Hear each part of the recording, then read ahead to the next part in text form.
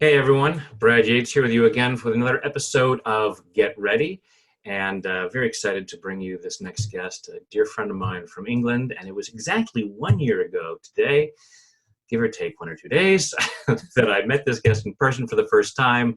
This is my friend Emma Mumford. So Emma, aka the Spiritual Queen, is an award-winning lifestyle blogger, YouTuber, life and manifestation coach, public speaker, and author. She's the host of the popular podcast Spiritual Queen's Badass Podcast, and also has her own Law of Attraction merchandise available on her website. Emma's debut book, Spiritual Queen, is due to be released in January 2019, and that's what we're here to talk about today. So welcome, Emma. Hi, thank you so much for having me on. I can't believe it was a year ago that we met finally.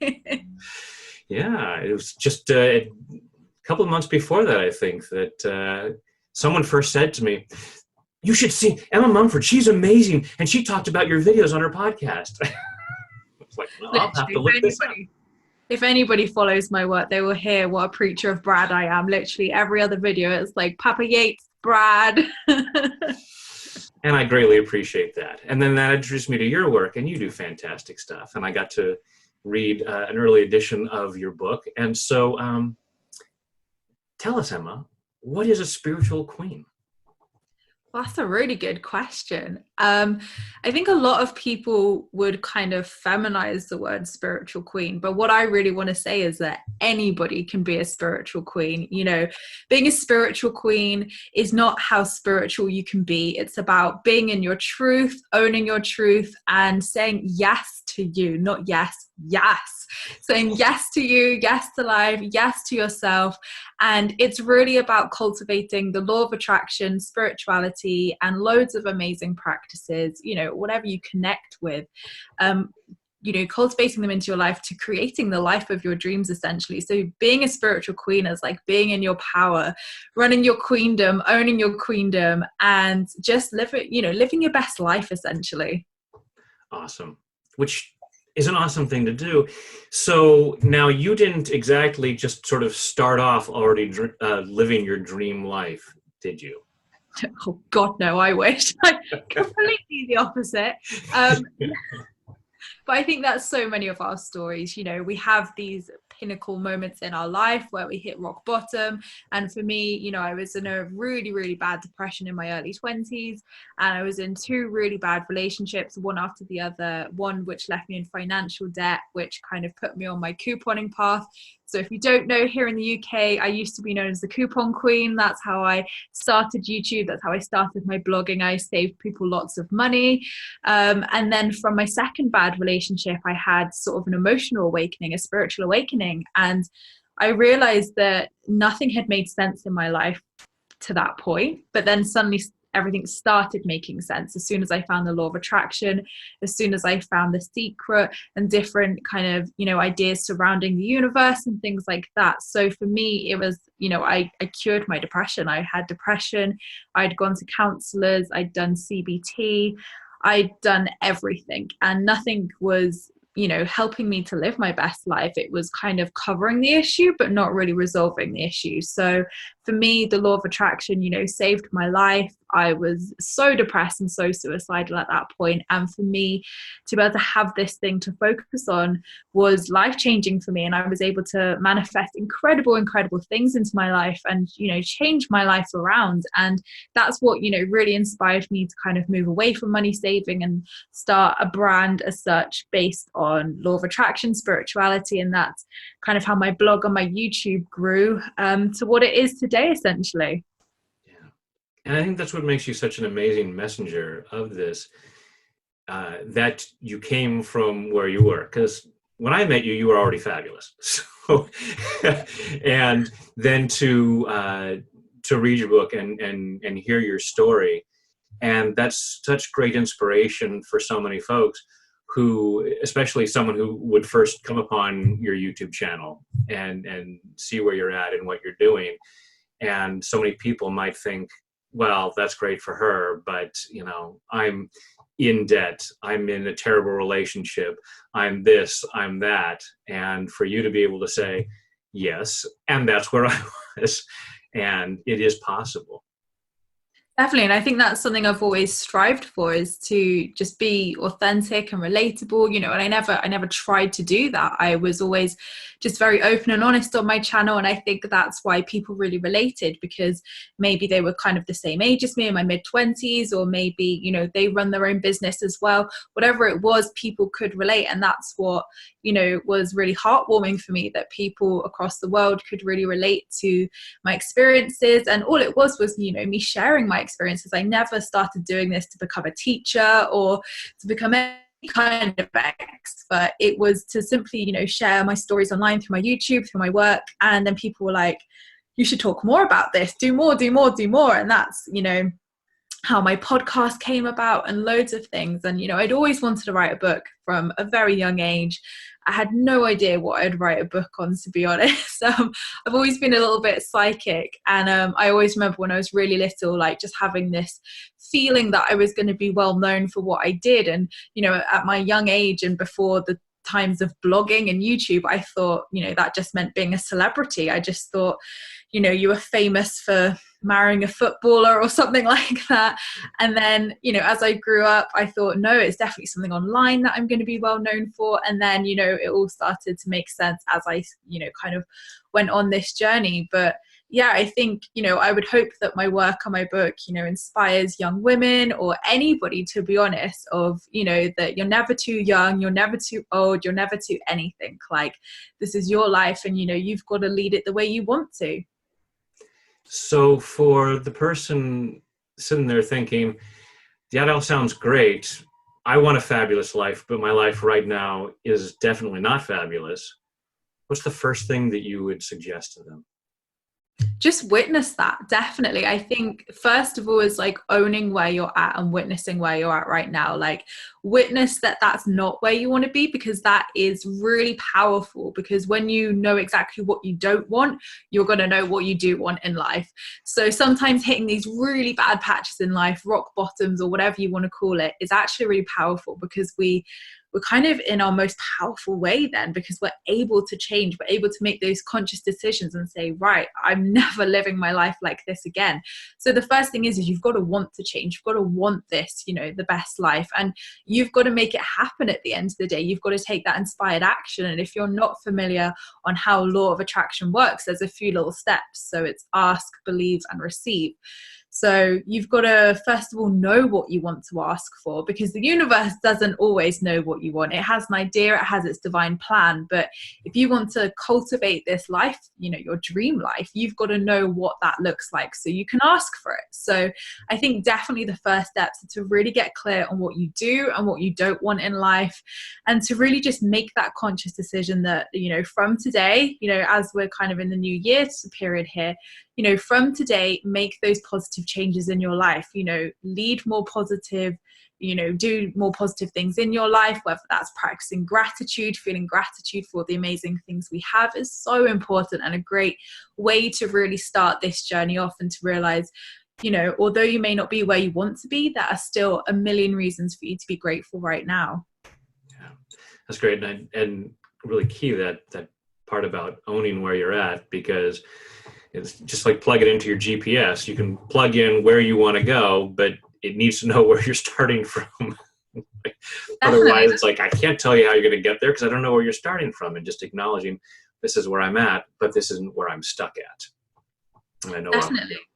And that's a really good way to look at it. And I think when we do really witness that and say, right, okay, here's my starting point, we begin that journey, we put the wheels in the motion, and we're kind of almost calling in the universe as such to kind of help us along that journey, because we're saying, right, I'm ready now. I want to make these improvements.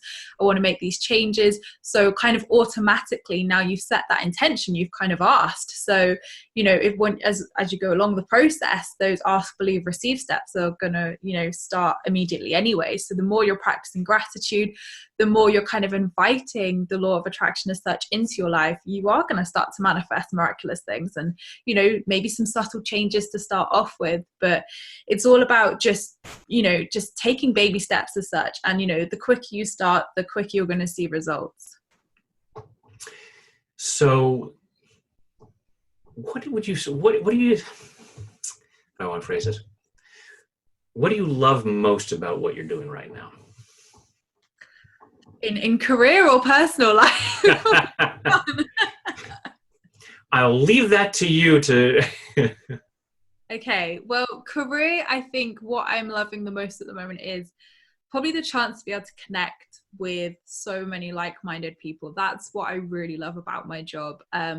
Whether, at the moment I'm planning my first event in London in February, so that's really exciting for me because I think I kind of had a moment where I was like, would anybody turn up?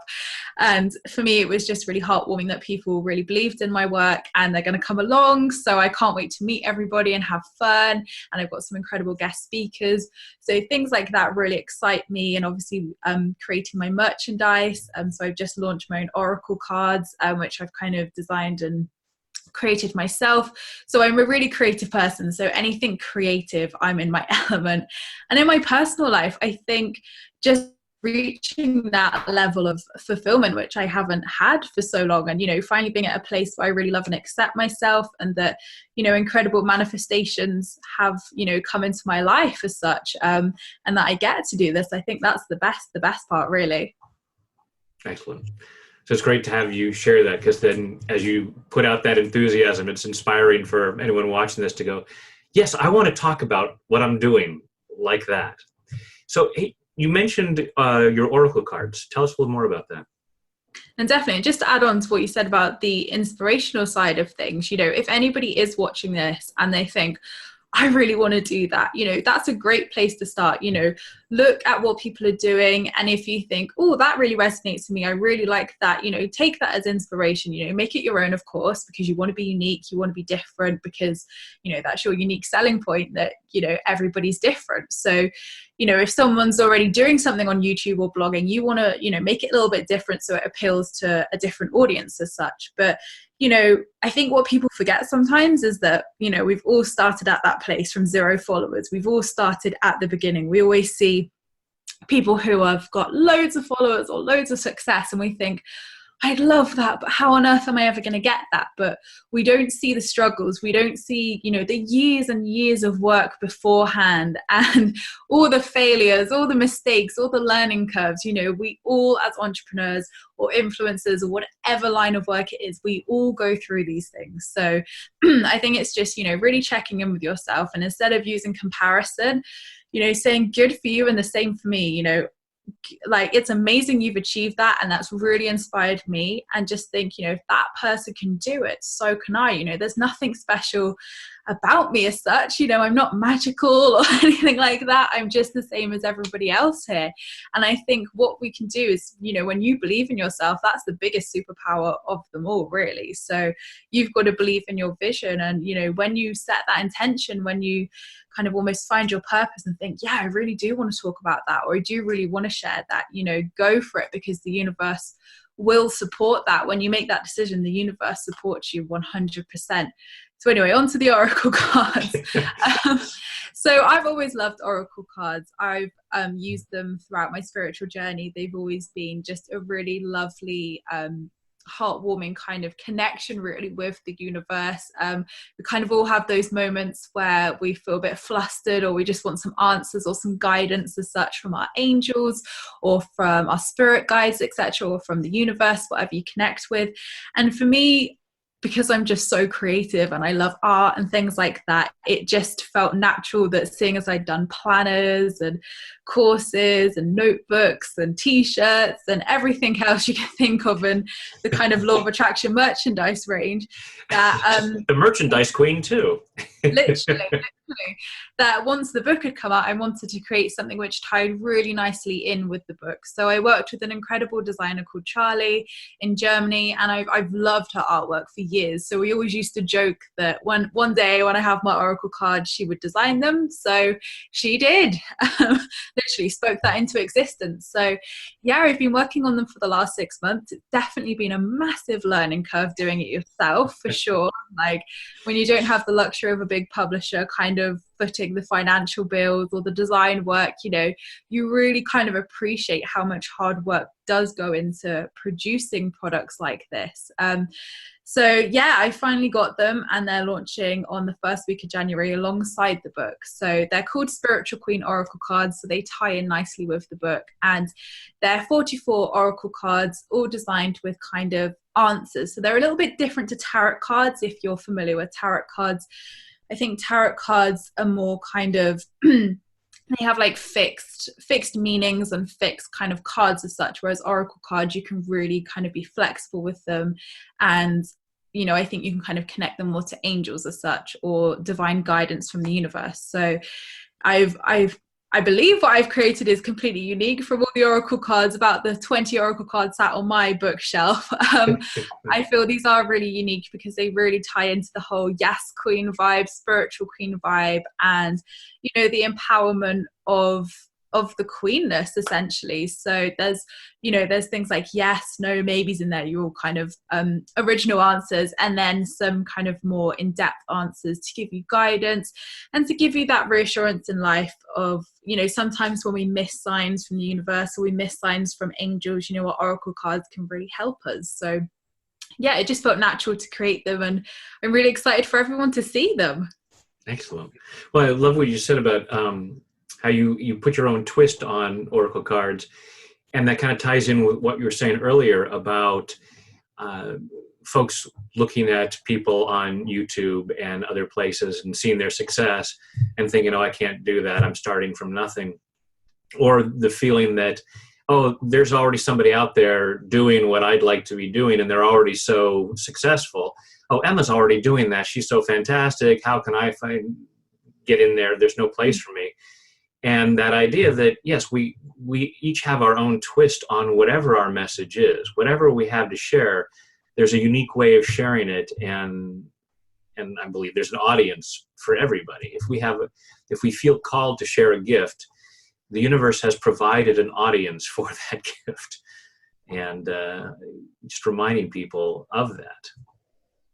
Definitely, 100% agree with that. And, you know, a lot in my work, I talk about comparison and, you know, how it is the killer of dreams, really, because, you know, we all fall into this horrible trap of comparison. And like you rightly so said, you know, our gifts are our uniqueness. So what I'm sharing is no different to The Secret, to Gabrielle Bernstein, to Esther and Jerry Hicks. It's, you know, I haven't got some magic formula which hasn't already been shared out there. It's just my unique experience and maybe a younger perspective on it, or a different way of kind of explaining it to people. And that's what I think is really key here, is that, you know, you shouldn't be put off by other people having already done it, because the way you will kind of share it with the world will be unique, it will be different, and it will relate. And I think that's why, you know, the universe has awoken so many of us now to this calling in life, because it will relate with more people. So for instance, some of your viewers, Brad, may not relate to my work, and some of my viewers may not relate to your work, but the difference is that you and I are both doing this, we're both showing up, so equally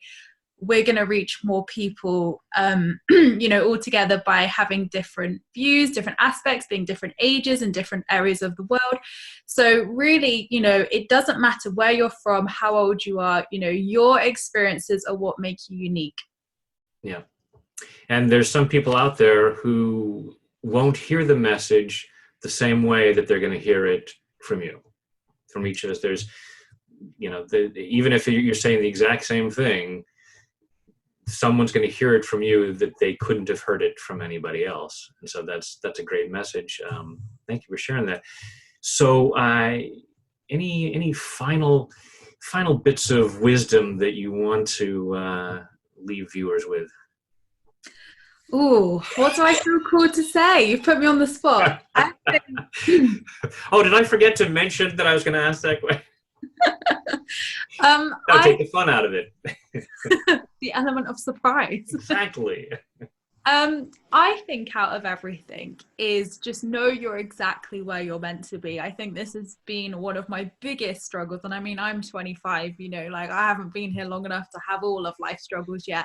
But for me, I feel that we live in a world, especially I think in a millennial generation, especially where I think we're like on this timeline. We're being pressured to do all these things by a certain age, have all these things by a certain age.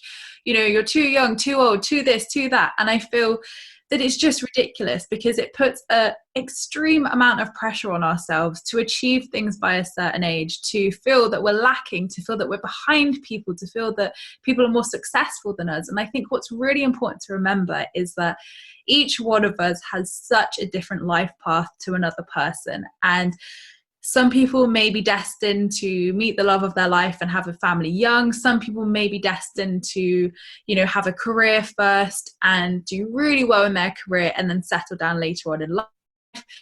Some people may be destined to do amazing things in this world, release books, do TV, all these incredible things. And some people, you know, will have a different life purpose, but equally, all of them are right. All of them are right for that person. And that's what that person has chosen. So I think it's just really bringing it back to yourself, you know, checking in with that comparison and just giving yourself some self-love and just knowing that you are exactly where you're meant to be. Like, you're right on track.